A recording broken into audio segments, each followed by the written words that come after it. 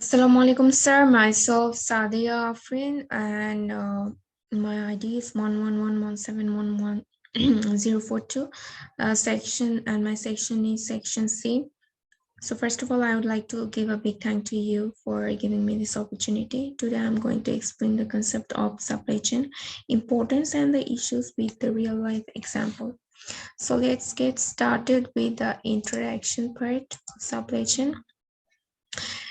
As a supply chain is a network between a company and its suppliers to produce and distribute a specific product or service. The entities in the supply chain include producers, vendors, warehouses, transportation companies, distribution centers, and retailers. So here is the example. If a customer buy a product from the retailer will get the product from distributor or wholesaler. At the same time, wholesaler will get the product from manufacturer. Manufacturer will collect the product or raw materials from the supplier. So this has become a circle. So the next topic is the flows of supply chain. There are three flows, as we all know. So which are given there in the screen. We can see there is a product flow which refers the movement of goods from a supplier to a customer. The supply chain management flow also concerns customer returns and service needs. Information flow, this is the flow of information from supplier to customer and from customer back to supplier. And the third is financial flow. It involves the movement of money from the customer to the supplier. Usually when the customer receives the product and verifies it, the customer pays and the money travels back to the supplier. Here is the supply chain management process.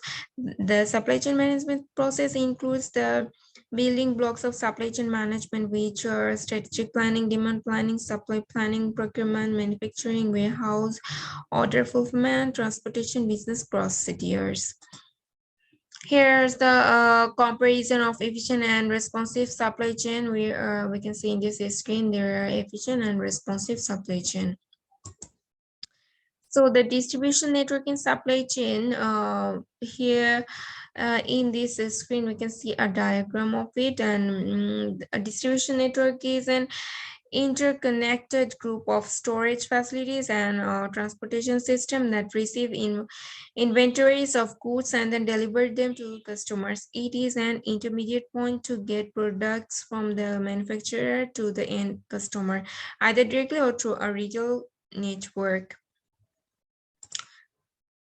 So my next topic is bullwhip effect. Bullwhip effect is basically defined as the demand distortion that travels upstream in the supply chain from the retailer through the wholesaler and manufacturer due to the variance of orders which may lurch and that of sales. At the same time, there is a lack of supply chain coordination. In supply chain coordination, all stages in the separation take actions together. Supply chain coordination requires that each stage take into account that effect of the actions on the other, or who have the objectives of the conflict, or because information moving between stages in delayed and distorted in every stages have different owner. So my last topic is going to MRP, which refers material requirement planning, which is a standard supply planning system to help business, primarily product-based manufacturers, understand inventory requirements while balancing supply and demand. So there are some procedures, which is gross requirement, schedule receipt, projected on hand, net requirement plan, order receipt plan, order release. So that's all about my presentation. Thank you, sir. Assalamu alaikum.